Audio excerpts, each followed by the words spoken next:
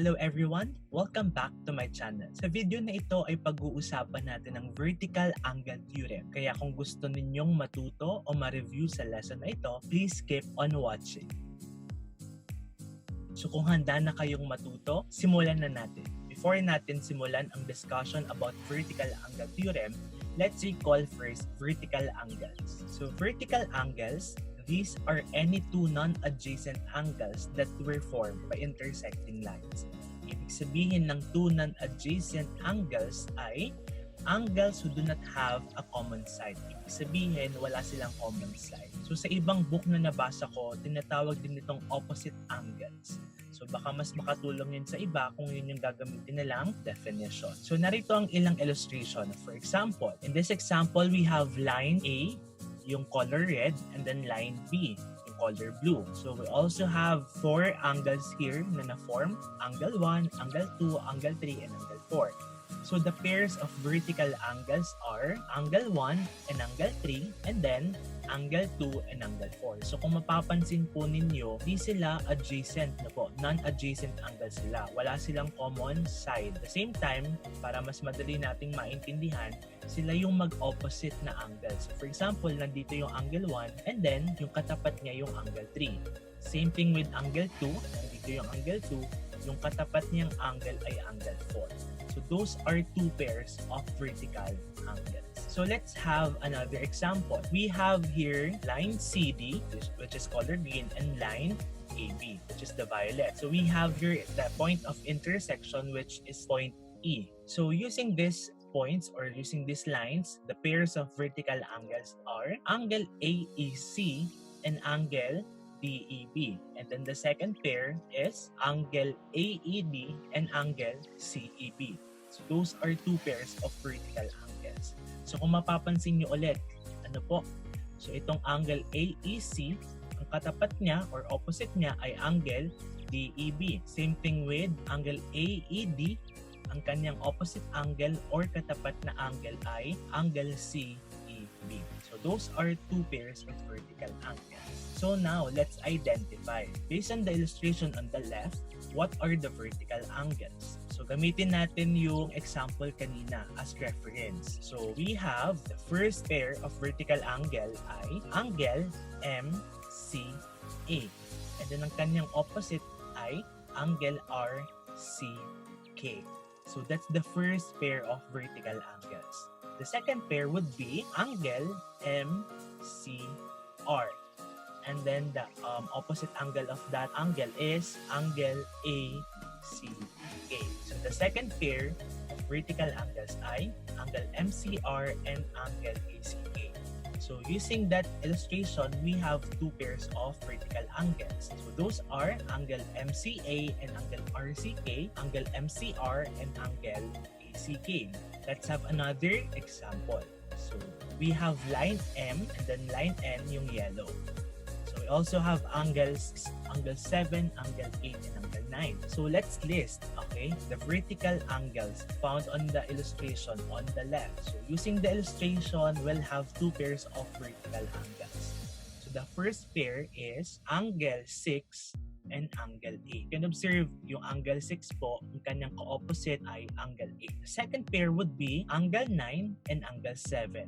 So those are the two vertical angles in this illustration. So with that, dako na tayo ngayon sa vertical angle theorem. So alamin natin what is vertical angle theorem. So vertical angle theorem states that if two angles are vertical angles, then they are congruent. So kapag ka vertical angles pala, congruent na sila. So anong ibig sabihin kapag ka congruent yung dalawang angles? So congruent angles means that angles have the same measure. So anong example niyan? So we'll provide an example. For example, the measure of angle 1 is 50 and the measure of angle 2 is 50. Therefore, we can conclude that angle 1 is congruent to angle 2. So that's an example of congruent angles. Let's have here an illustration. So we have lines A and B, and then we have angles, angle 1, angle 2, angle 3, and angle 4. So if we say that the measure of angle 1 is 45, then the measure of angle 3 will be 45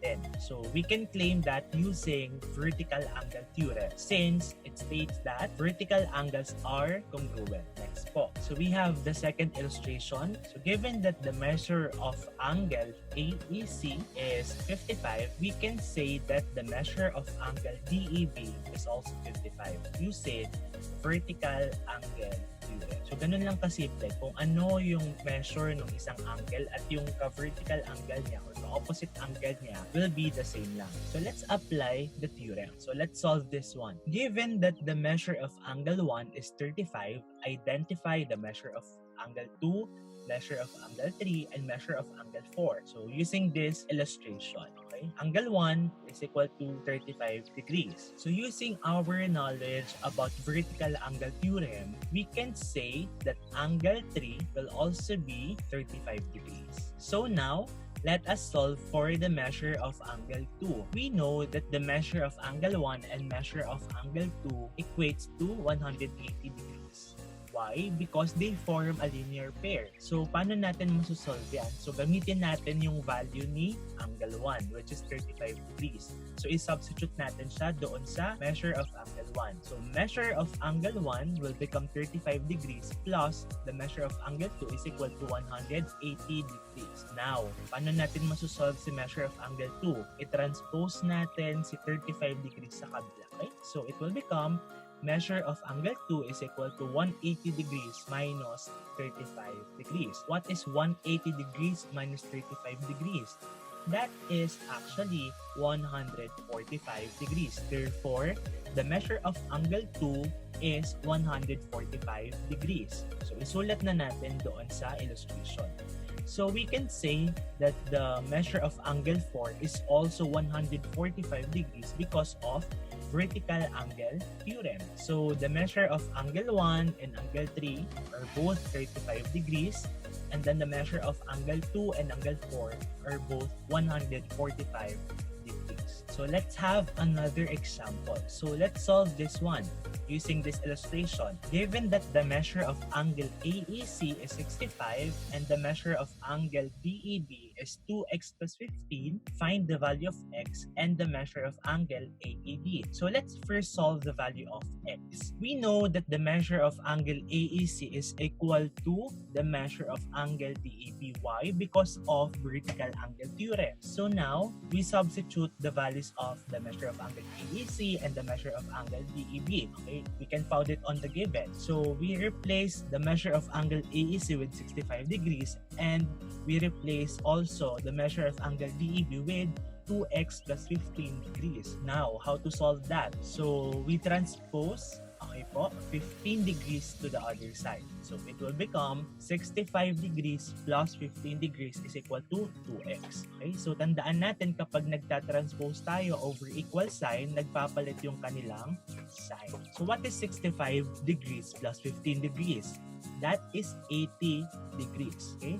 So 80 degrees is equal to 2x. So paano natin makukuha yung value ng x? So we divide both sides by 2. So what is 80 divided by 2? Basically, that is 40 degrees.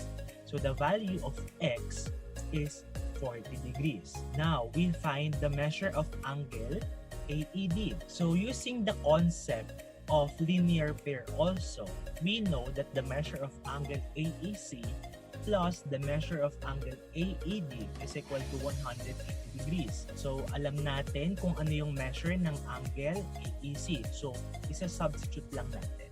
So, we replace measure of angle AEC by 65 degrees. And then, plus measure of angle AED is equal to 180 degrees. So, ngayon, para ma-solve natin ang measure of angle AED, we transpose 65 degrees sa kabila. So, measure of angle AED is equal to 180 degrees minus 65 degrees. What is 180 degrees minus 65 degrees? Basically, that is 115 degrees. So, the measure of angle AED is 115 degrees. Diyan po natatapos ang ating discussion about vertical angles and vertical angle theorem. So, it's your turn. So, kayo naman po ang mag-solve neto. So, given that the measure of angle 2 is equal to 127, identify the measure of angle 1, measure of angle 3, and measure of angle 4. So, paki-comment na lang po sa ating comment section ang inyong mga sagot para malaman namin kung tama ang inyong mga sagot. So that's all for today. Maraming salamat po sa panonood ninyo ng ating video ngayong araw. So please don't forget to subscribe to my channel and hit the notification bell for more updates. Also, don't forget to share this to your friends, classmates na gusto ninyong matuto ukol sa Vertical Angle Theorem. So that's all for today. Thank you so much and see you on my next video.